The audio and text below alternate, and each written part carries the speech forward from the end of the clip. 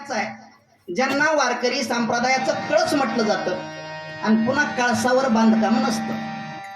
तुकाराम महाराजांच्या नंतर जेवढे जगद्गुरु झाले तेवढे कळसावर बांधकाम झाल्यासारखे झाले. आज त्या जगद्गुरु तुकोबारायचा अभंग आहे आणि अभंगाचा सरळ सरळ भावार्थ असा आहे. जगद्गुरु तुकोबाराया अखिल कोट ब्रह्मांड नायक पांडुरंग परमात्म्याशी संवाद करतात, बोलतात. हे देवा पांडुरंगा, ज्या ज्या वेळेस ह्या धरती मातेवर ऋषी मुनी जपी तपी पीर फकीर साधू संत आणि वार करायला राक्षस रूपी लोक त्रास देतात, त्या वेळेस तू त्यांचं रक्षण करतो. तुला कळतं अधर्म वाढलाय, धर्म राखण्यासाठी तू अवतार घेतो आणि आपल्या भक्ताचं पालन करतो. 3 वेळेस जरी मोटरसायकलवरून पडलं तरी अंगाला खर्चलं नाही.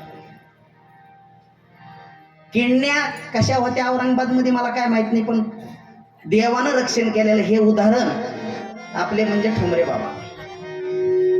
धर्म रक्षावया अवतार घेशी आपुल्या पाळीशी भक्त जमा. हे झालं अभंगाचं पहिलं चरण. महाराज म्हणाले, देवा अंबऋषी राजा हा तुझा पुण्यवान भक्त आहे. विनाकारण दुर्वास ऋषीनं त्याला शाप दिला.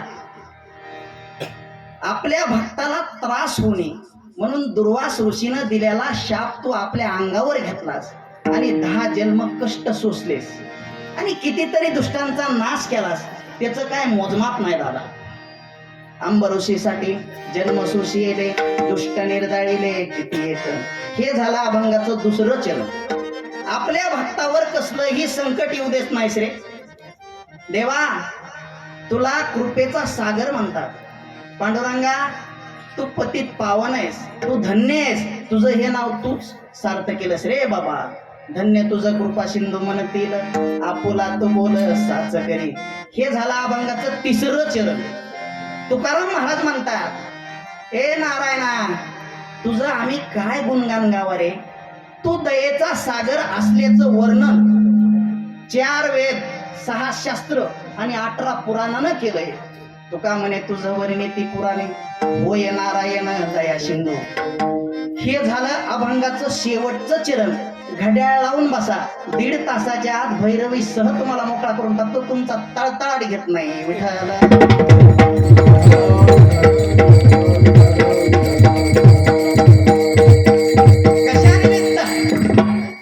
दिंदूड सर्कल मधली ही विश्वर निष्ठांची मांडियाळी ह्या मंदिरामध्ये त्या मंडपामध्ये एकत्रित येऊन बसते. हे सर्वांना ज्ञात आहे, पण वाक्याचं कर्तव्य. आज दिंदूड सर्कल मध्ये हरिभक्त परायण उद्धवजी महाराज ठोंबरे बाबांच्या मार्गदर्शनाने प्रेरणेने कृपा आशीर्वादाने सुरू असलेला हा अखंड हरिनाम सप्ताह वर्ष 6वे श्रीमद भागवत कथा, श्री नवनाथ पारायण तथा दत्तयाग यज्ञ आणि कीर्तन महोत्सव. श्रीमद भागवत कथेचे पुराण प्रवक्ते विको थोडा कमी करा. हरिभक्त परायण आपले ज्ञानेश्वरजी महाराज सोळंके, आपल्या श्री नवनाथ पारायणाचे वाचक, सकाळचे अन्नदाते, संध्याकाळचे अन्नदाते, महापंक्तीचे अन्नदाते आणि नियमानं काकडा करणारे वारकरी, हरिपाठ करणारे वारकरी.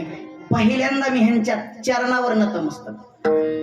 आज ज्यांनी पहिली चाल गायली ते महाराष्ट्रातले हरिभक्त परायण आमचे गायनाचार्य मधु महाराज शिंदे हिंगणीकर, ज्यांनी त्यांना साथ केली.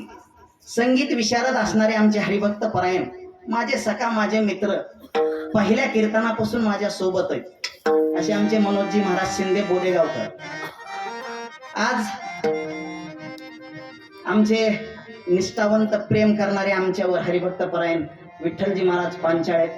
आता सगळ्या भजनी मंडळाचं माझ्याकडे नाव माहिती नाहीत मला, त्याच्यात आमचे दाजी एक उभा आहेत. आणि आपल्या गावचं वैभव फार कमी दिवसामध्ये असं शिखराला जाऊन पोहोचलेले आपले हरिभक्त परायण, आपल्या गावातलं वैभव असणारे सुसेनजी महाराज काशीद, तेही आज बाबा वेळ काढून इथं आलेले. टाळी वाजवा. सुंदर असं काल त्यांची कीर्तन सेवा झालेली आनंद गावला. साधा समाज नव्हता, एक नंबर मध्ये सेवा झालेली. हे आपल्या गावचं वैभव आहे महाराज. आणि आपल्या गावचे वैभव जरा सांभाळायला शिका. महत्वाची गोष्ट आहे. बाहेरचे हे करण्यापेक्षा आपले आपले जपलेले बरे ना. असे आमचे सुशेन महाराज, आणि ज्यांच्या आशीर्वादानं मी ह्या गादीवर उभा आहे, ते माझे गुरु असणारे. हार्मोनियमवर सध्या बसलेले लई पेटी वादक पाहिले असतील तुम्ही, पण असे नाही. आमचं निसऱ्याला कीर्तन होतं दादा, गुरुजीची गैरहजेरी होती आणि असा आम्हाला पेटी वादक सापडला म्हणता. सोर दे म्हणून गळा घासला हो.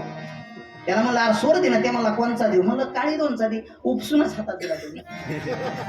काय करायचं? तसे आमचे पंडित संतोष गुरुजी थोरात. आणि तुम्हाला मागापासून म्हणत होतो टाळी वाजवा भजन करा, टाळी वाजवा भजन करा. अर्धे टाळी वाजित होते ना अर्धे इकडे तिकडेच बघत होते. पण मेलेल्या बाकऱ्याच्या कातड्यातून घासून विठ्ठल काढणारे आमचे विठ्ठल महाराज महागोविंद. घ्या मला जरा टाळी.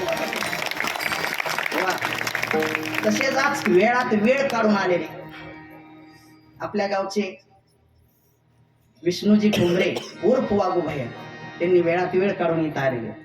ज्यांच्या मुळं आज मला तुमचा आणि माझा योग आला, असे आमचे जुने मित्र असणारे अखिल भैया आणि आयुब भैया, ह्यांच्या माध्यमातून आजची कीर्तन सेवा आहे बरं का. आणि आज विशेष आनंद ह्याचा आहे की सरपंचाची उपस्थिती. आमचे अजय भैया कोमटवारीकडे. दुःख वाटतं बघा एका गोष्टीचं. माझे मित्र होते कोण? विकी भैया. कंठ टाटून येतो अशा माणसासाठी. आठवण आली, एक एक तास त्या माणसानं आपली वाट पाहिलेली मंडळी. आमचा मित्र एक गेलेला सचिन शिंदे म्हणून आणि विकी, दोन मित्र जवळचे गेले आपले. असो, जे माणसाला आवडतात का ते सर्वांना आवडतात बरं का. त्याच्या आपल्याला बी जायचं तसं काय, आपण इथं परमनंट आलेलो नाही. पण जरा लई लवकर गेले दोन्ही माणसं. कंठ टाकून आला. स्वयंपाक एक नंबरचा बनवणारे